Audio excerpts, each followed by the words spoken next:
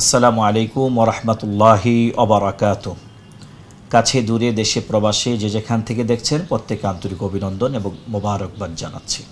প্রশ্ন করা হয়েছে যে ইসলামে ধূমপানের বিষয়ে বা মাদক সেবন এই বিষয়গুলোর ব্যাপারে ইসলামের বক্তব্য কী। সূরা লুকমানের ৬ নং আয়াত, ওমিনান নাসি মাইয়াশতারি লাহওয়াল হাদিস।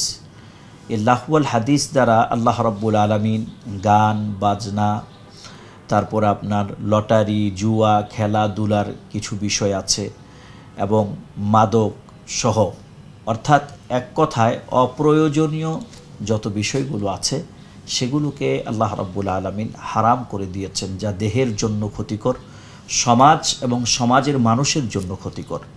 আপনারা জানেন সম্প্রতিকালে একটি ঘটনাকে নিয়ে আলোচনা সমালোচনার ঝড় উঠেছে সামাজিক মাধ্যমগুলোতে। আমরা দেখতে পাচ্ছি যে কোনো একজন মুসল্লি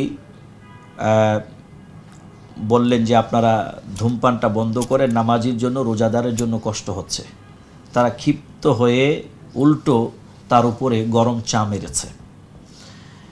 এখন একজন মানুষের উপরে, রোজাদারের উপরে এই অন্যায় করা হয়েছে, এর ব্যাপারে কোনো প্রতিবাদ নেই বা এর ব্যাপারে এই যে সুন্দর একটি বিষয় যদি আমরা দেখি যে উনি বলেছেন যে প্রকাশ্যে রোজার দিনে বা সময়ে আপনি ধূমপান করবেন না, মুসল্লিদের কষ্ট হয়।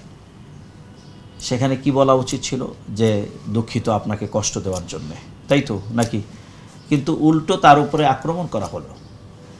স্বরাষ্ট্রমন্ত্রী বললেন আইনের কথা, সংবিধানের কথা বললেন। 2005 সনে মাদক ব্যাপারে যে আইনটি রয়েছে, যে প্রকাশ্যে নারী এবং পুরুষ ধূমপান করা নিষেধ, চাইলে রাষ্ট্র প্রথম অবস্থায় 300, দ্বিতীয় অবস্থায় এভাবে করে করে একটা শাস্তি তারা দিতে পারেন।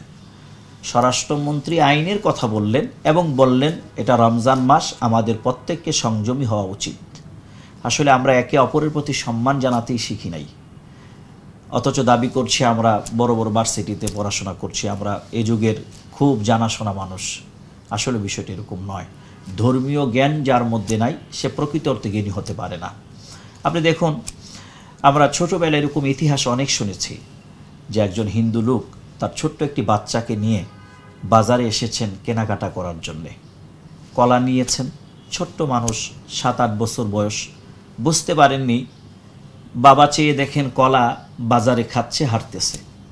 বাবা একটা থাপ্পড় দিলেন কিংবা ধমক দিয়ে বললেন, মুসলমানদের রমজান মাস চলছে আর তুমি প্রকাশ্যে খাবার খাচ্ছ। এই সম্প্রীতির দেশ ছিল বাংলাদেশ। আজকে আমরা দেখলাম যে ঢাকা ভার্সিটিতে কিছু ছেলে মেয়ে পড়াশোনা করে, একটা রমাদান মাস চলছে, 90 থেকে 92 ভাগ মুসলমানের দেশে, তাদের যে সিয়াম সাধনা তার প্রতি তো আমাদের সম্মান দেখানো উচিত। আমরা তো দেখেছি হিন্দু মুসলিম একত্রিত বসে ইফতার করছে, এটাই তো সম্প্রীতি নাকি? এখন যেটা রাষ্ট্রীয় আইন রয়েছে গণতান্ত্রিক দেশে যে প্রকাশ্যে ধূমপান নিষেধ, সেই বিষয়টা করছেন, কেউ একজন কষ্ট হচ্ছে বলছে, বলাটা আজকে অপরাধ হয়ে গেল। তাহলে বিষয়টা কেমন হলো ভাই? বিষয়টা এমন হলো, একজন দুধ বিক্রি করতে গেলেন, যাওয়ার সময় রাস্তা থেকে পাশে আপনার খাল ছিল, সেখান থেকে পানি দুধে মিশালেন। বাজারে গেলেন, ক্রেতা বললেন দুধে কি কোনো কিছু মিশাইছো? পানি কয় না। এখন বলল দেন আমাকে 1 কেজি দুধ। দুধ দিতে গিয়ে পটের মধ্যে ছোট মাছ উঠে গেছে। ক্রেতা বলছে আপনি বললেন পানি মিশান নেই, মাছ আসলো কোত্থেকে?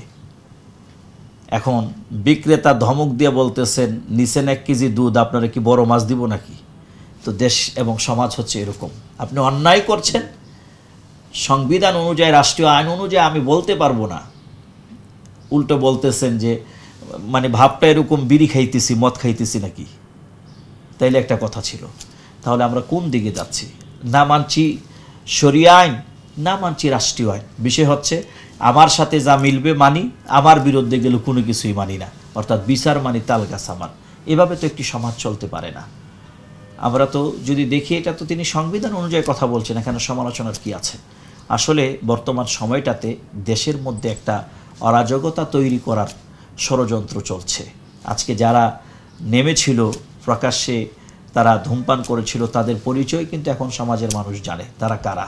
বিগত সরকারের আমলে স্বৈরাচারকে টিকিয়ে রাখতে যে কয়েকজন হলুদ সাংবাদিকতা ছিল, অঞ্জন রায় তাদের একজন এজেন্ট, আমেরিকার এবং ভারতের রয়ের এজেন্ট তারা, এমন বক্তব্য পাওয়া যাচ্ছে, দেখা যাচ্ছে।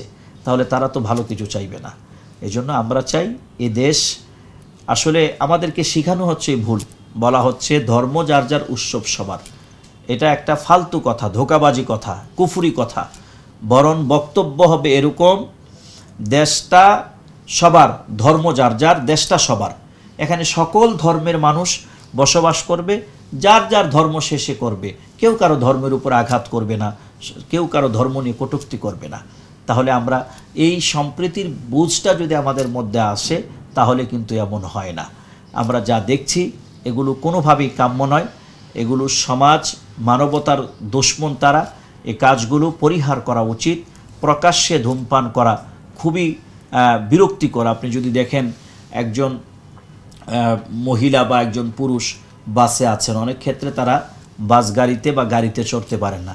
এমন সময় যখন কোনো ধূমপান বা বিড়ি সিগারেটের ধোঁয়াটা এসে লাগে, সে সঙ্গে সঙ্গে বমি করে দেয়। এই যে মানুষকে কষ্ট দেওয়া, ইসলামে হারাম, মানুষকে কষ্ট দেওয়া জায়েজ নাই। নবীজি সাল্লাল্লাহু আলাইহি ওয়াসাল্লামের শিক্ষা আমাদেরকে বুঝতে হবে। রাসূল সাল্লাল্লাহু আলাইহি ওয়াসাল্লাম দাঁড়িয়ে গেলেন, সাহাবীরা বলছে, ইয়া রাসূলুল্লাহ, এটা একটা ইহুদির লাশ যাচ্ছে। নবীজি বলছেন, আমি কি মানুষকে সম্মান করব না? আজকে কোথায় গেল আমাদের মানবতা? কোথায় আমাদের সভ্যতা? কোথায় আমাদের শিক্ষা সংস্কৃতি? এই বিষয়গুলো কখনোই একটা সুস্থ মানুষ, সুস্থ ধারার মানুষ, যাদের মা বাবা ন্যূনতম শিক্ষা দিয়েছে পারিবারিক সামাজিক, তারা এই কাজগুলো করতে পারেন না। স্বরাষ্ট্রমন্ত্রী যা বলেছেন, তিনি আইনের কথা বলেছেন, তার ব্যক্তিগত কোনো কথা বলেন নাই। এটি নিয়ে সমালোচনা করার কোনো সুযোগ নেই। আপনি সব বিষয়ে যদি স্বাধীনতা চান, সব বিষয়ে সবার স্বাধীনতা অনুচিত। আপনি দেখুন, অনেক বৈধ জিনিস আপনি সব জায়গায় করতে পারবেন। আপনি এয়ারপোর্টে গিয়ে, তারপর আপনি উড়োজাহাজে উঠে, বিমানে উঠে গিয়ে সিগারেট খাইতে পারবেন, বলতে পারবেন যে এটা আমার স্বাধীনতা। সব জায়গায় সব স্বাধীনতা আপনি চাচ্ছেন, এটা তো হাস্যকর। আপনি ছোট্ট বাচ্চা ব্লেড দিয়ে খেলতেছে, আপনি ব্লেডটা নিয়ে নিয়েছেন, এখন যদি বলেন যে তাকে ব্লেড রাখার স্বাধীনতা দেওয়া হোক, সে কি সেই স্বাধীনতার মূল্য বুঝবে? তার নিজের হাত কাটবে, না হয় শরীর কেটে ফেলবে। এই বিষয়গুলো তো আমাদের বুঝতে হবে। ন্যূনতম কমন সেন্স থাকলে তো আমরা এগুলো বলতে পারি না। আল্লাহ আমাদেরকে সঠিক বুঝদান করুন। বাংলাদেশের উপরে, এদেশের মানুষের উপরে আল্লাহ তাআলা রহম করুন। এবং আমি এটা প্রত্যাশা করব, সকল ধর্মের মানুষ এই দেশে সমানভাবে তার অধিকার নিয়ে বসবাস করবে। সেই প্রত্যাশা রেখে আজ এখানে শেষ করছি। আবারও দেখা হবে ইনশাআল্লাহ। ওয়াসসালামু আলাইকুম ওয়া রাহমাতুল্লাহ।